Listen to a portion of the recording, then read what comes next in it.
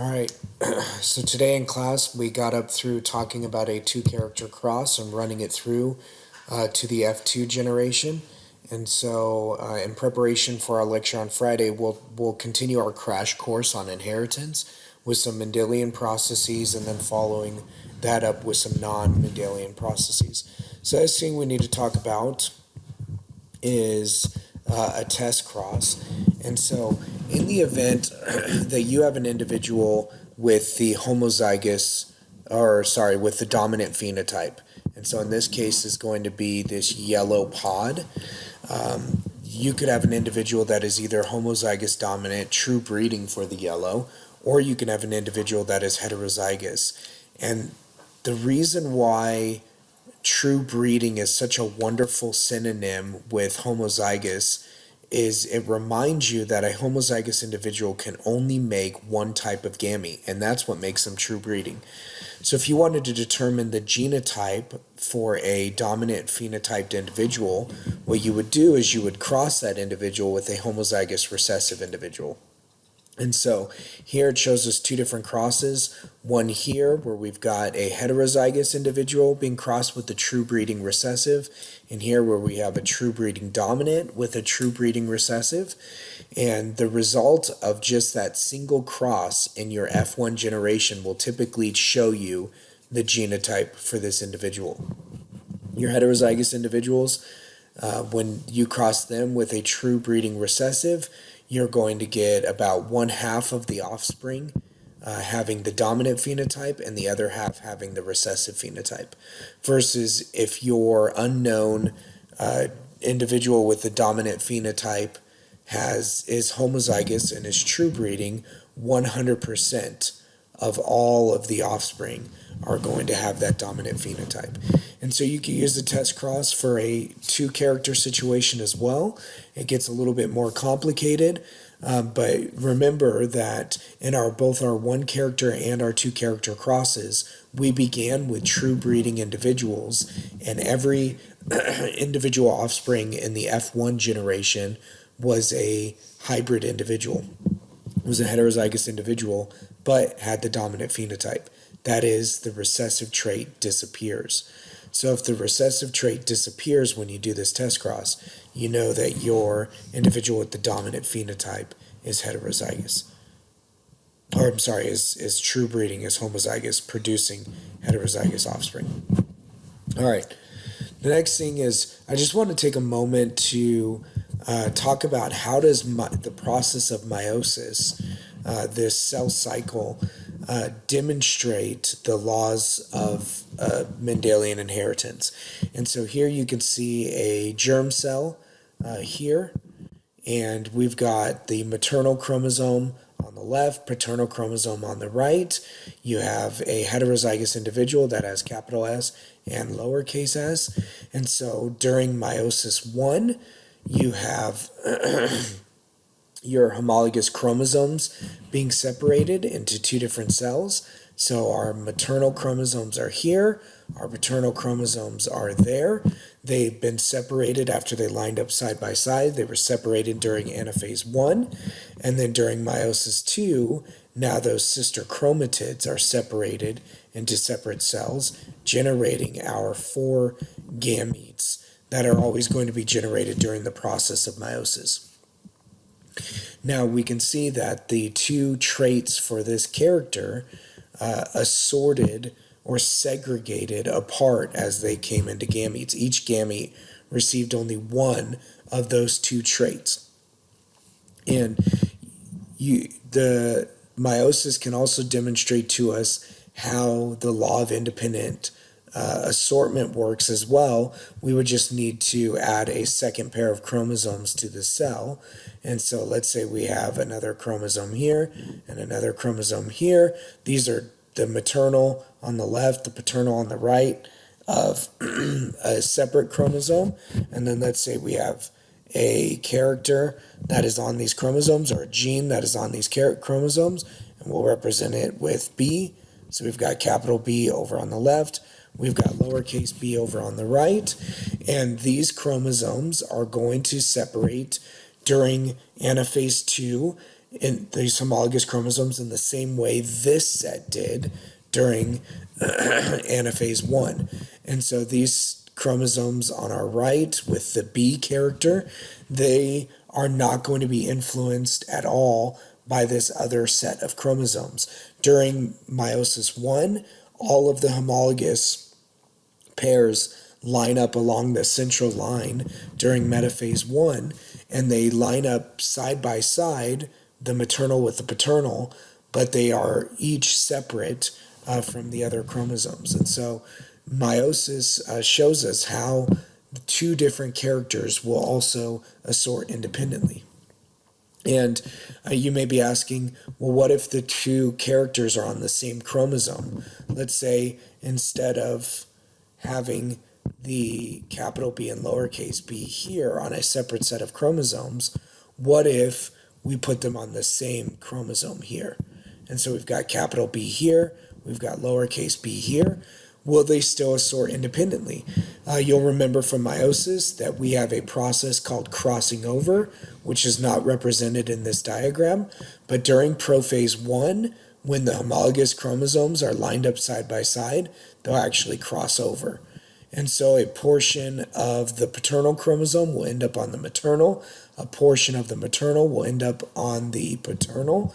And so as long as those two genes, those two characters are far enough apart on the chromosome, crossing over will still ensure that they assort independently. Last thing we need to talk about under Mendelian inheritance is sex-linked features. And so sex-linked features still are inherited according to Mendelian principles. The difference is these are characters that are located on the X chromosome.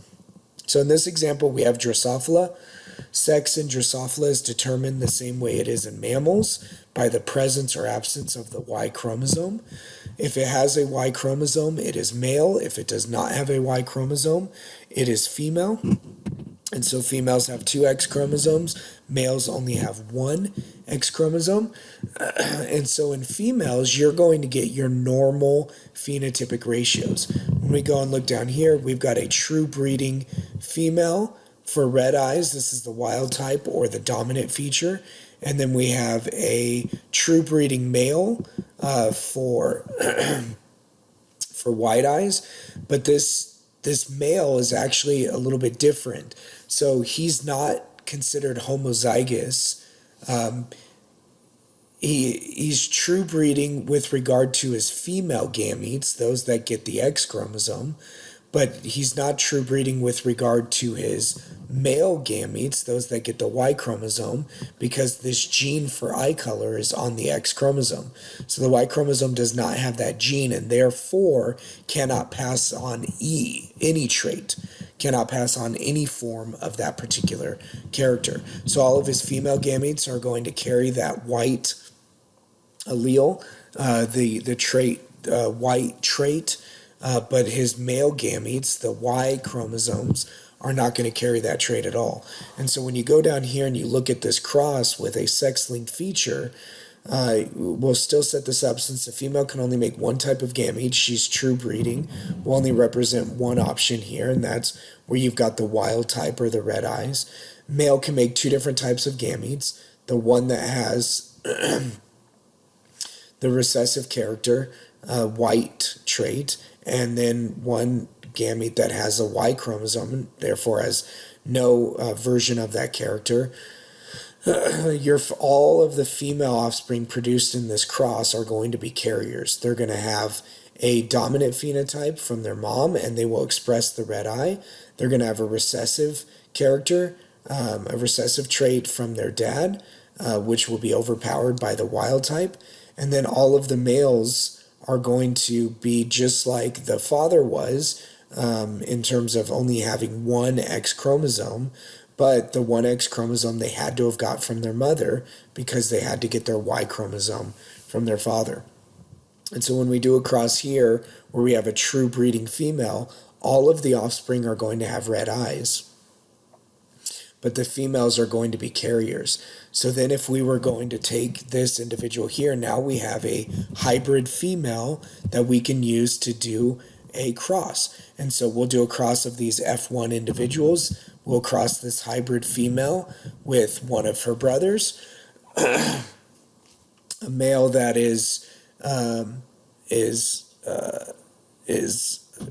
bears the dominant trait. And so now this female can make two different types of gametes. She can make a gamete that has the dominant allele. She can make a gamete that has the recessive allele. And the male can make two different types of gametes. If he contributes an X chromosome to the gamete, it's only going to have the wild type because that's the only trait he has. And then his Y chromosome here. And so now when you look at this cross, you can produce individuals, normal females or true breeding females. You can produce carrier females or hybrid females. You can produce normal males, or you can produce males that look like the father. And again, we've got that white trait reappearing in the F2, but only in the males. Now, in this situation here, the reason why we didn't get any white-eyed female offspring is because the male has the dominant allele. And so if you produce female offspring, both the male and the female are giving an X chromosome.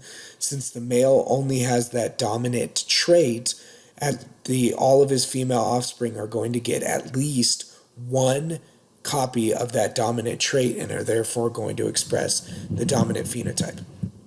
Now over here, if we would have crossed this hybrid female with the male from the parental generation, then we would expect to get a different ratio. So to sum all this up, in sex-linked features, you're going to see normal Mendelian ratios in the female offspring, but when it gets to the male offspring, you're not going to see the normal Mendelian ratios because males only have one copy of that gene. Therefore, they only have one chance to get the dominant trait. All right. As we continue our discussion or our crash course through inheritance, we're going to talk about beyond Mendel, things that don't conform to normal Mendelian inheritance patterns. First one is called epistasis. And so here's probably the most common example for epistasis. We've got the black pigment, we've got the brown pigment, and then over here we have zero pigment. So the black pigment is dominant to the brown pigment, and you can see that, and that in order to get the brown color, you have to have two recessive alleles. You've got to have two copies of that recessive trait. Even just one copy of the dominant black pigment is going to make a black lab. But then you have what's called the epistatic gene, the gene that can overpower another gene. So here, the yellow Labrador or the blonde Labrador, it is epistatic here. This is a case of what we call recessive epistasis, where if this individual is homozygous recessive for not depositing pigment, it doesn't matter what color the pigment is. It doesn't matter if it should be a black lab or a brown lab because it's not going to deposit any pigment. And so it's going to be a yellow or a blonde Labrador. You see this as well in horses and several other type of mammals where there's a gene that controls whether or not pigment is deposited that can overpower the particular pigment type that you have. So again, we call this right here the epistatic gene because it can overcome the phenotype of the hypostatic gene here. And so again, black is dominant to brown. Even one copy of that black is going to produce the black coloration as long as the individual can deposit pigment.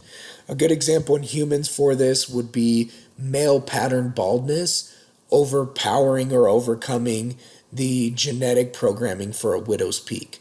So you obviously can't have a widow's peak if you've got a receding hairline. And so that's a common example of epistasis in humans. Next one, incomplete dominance. And so here's an example using snapdragons, a type of flower. So we have the recessive character is white, no color. The dominant character is red. And so other than, or rather than having normal Mendelian, if we do a one character cross with two true breeding individuals, we basically lose the recessive trait in F1. But here we did not lose the recessive trait in F1. Instead, we got the dominant trait, only partially overcoming the recessive trait. And so you got a mix of the two, or you produce pink flowers. And then if we were to take these individuals, we take two monohybrids or two individuals from F1. If we cross them together, we're going to now get our normal ratios, but instead of being a 3-to-1 dominant to recessive phenotype, we're going to actually see the three different phenotypes all expressed in the ratios of our genotypes, our 1 to 2 to 1. One homozygous individual for every 4 offspring, 2 heterozygous offspring for every 4, and 1 homozygous recessive, true breeding. But again, the difference here is in these hybrid or these heterozygous individuals, the dominant feature does not fully overpower the recessive feature. This right here, by the way, this is not technically F2. This would be called F1B.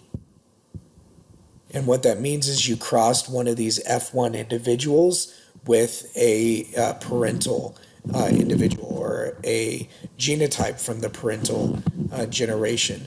And so in class today, we were talking about poodle mixes, and the poodle mixes that have the least amount of shedding and the most poodle-like fur are actually F1B individuals, where you take one of those poodle mixes that's crossed between, say, a poodle and some kind of a terrier, and you take one of those offspring, one of those hybrid individuals, and you cross it again with a poodle.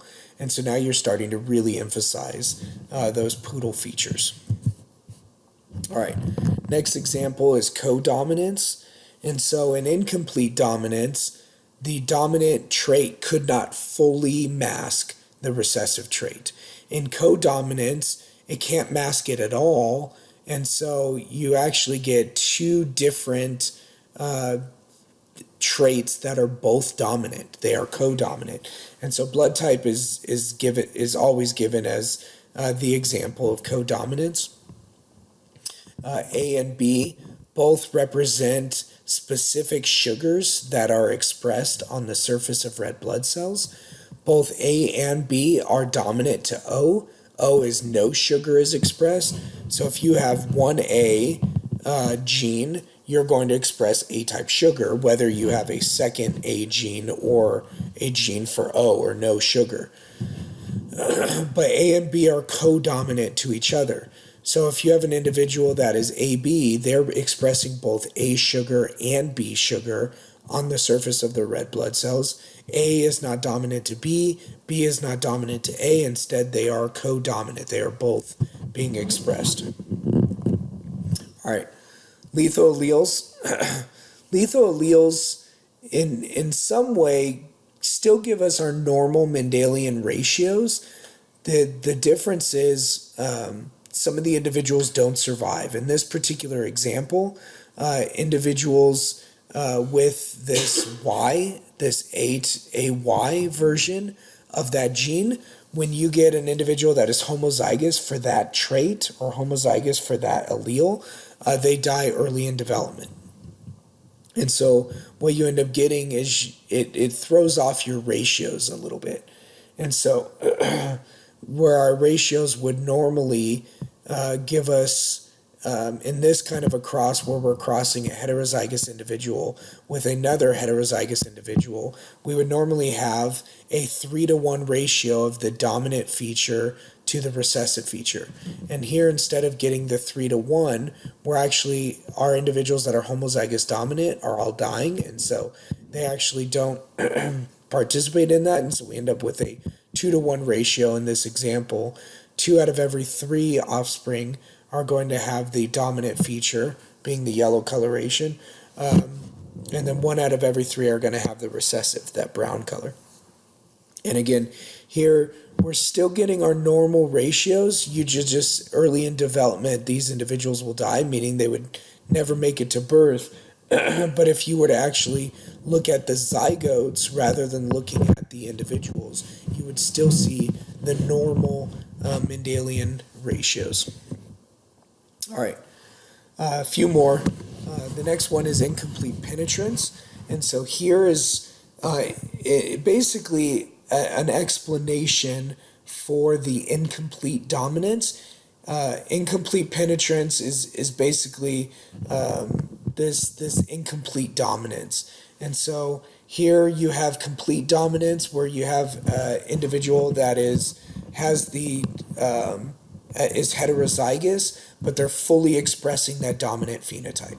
Here is incomplete dominance, where you have that heterozygous genotype, but not all of the individuals are actually demonstrating this. So it's a little bit different than incomplete dominance, in that at least the typical example of incomplete dominance that we get, where you get the dominant trait masking or partially masking the recessive trait in all individuals. Here you get some individuals show the dominant trait, some individuals show the recessive, and so we've got a certain percentage of penetrance.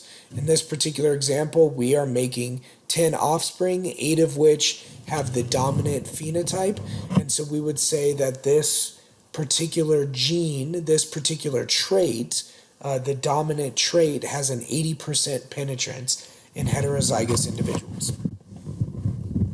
All right, epigenetics. There are 3 different areas. Epigenetics means beyond the genetics. 3 different areas where you see these mess with our normal Mendelian inheritance. First one is called extranuclear inheritance. So there are genes inside of mitochondria, and then for plants, there are genes inside of chloroplast and mitochondria that are transcribed and then translated into protein. And the genes, or the genome, the mitochondrial genome and the chloroplast genome, are entirely maternally inherited. And you tend to only have one copy of that genome inside of each of those organelles. And so they're not going to conform to normal Mendelian inheritance, because you don't have that diploid condition where you've got one maternal and one paternal chromosome. You only have a maternal chromosome. On top of that, there can be genetic material inside of other organelles, but those are very rare. Next one is the state of the DNA. So DNA can be overly condensed to prevent transcription.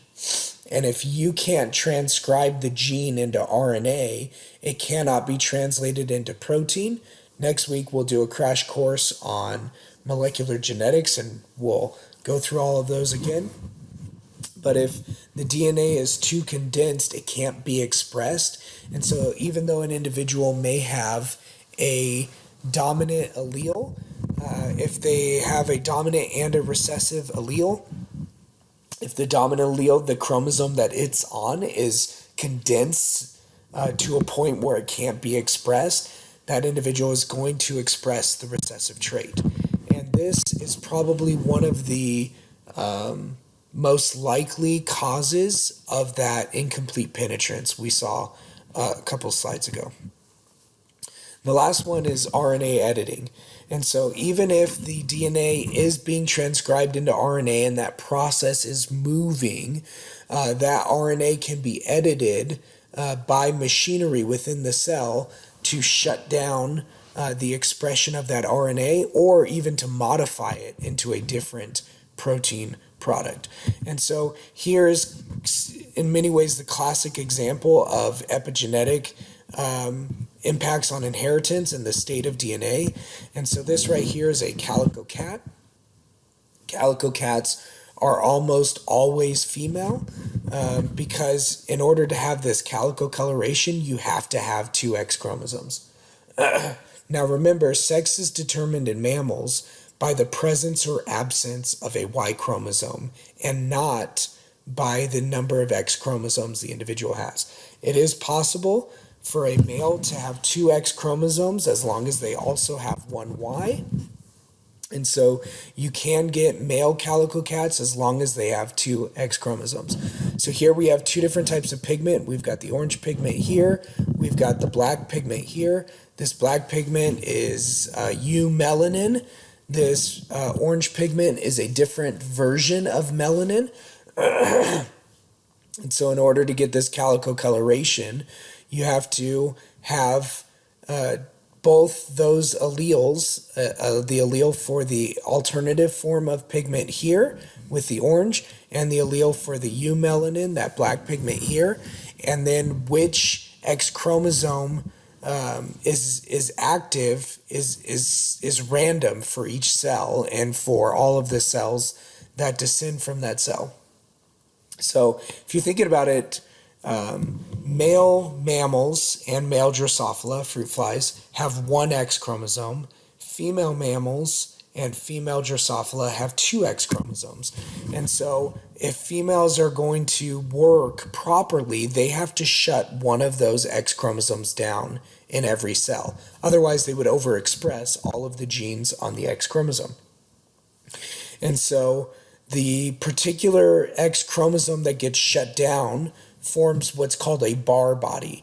And the reason why we call it a bar body is because you can see it shows up when you look at these cells as a bar inside of the nucleus. It's so dense and condensed that you can actually see it just looking under normal microscopy typically. And so which X chromosome gets shut down is random. In this one, the X chromosome that carried eumelanin, that normal black pigment, got shut down, and therefore it's expressing that alternative form of melanin. In this section here, the X chromosome that had the gene or the allele for the alternative form of melanin got shut down and led to the expression of eumelanin. Now the white patches are fairly typical in cats in general, and that's where you just don't have any pigment deposited, probably an epistatic gene that is active in some places and not active in others.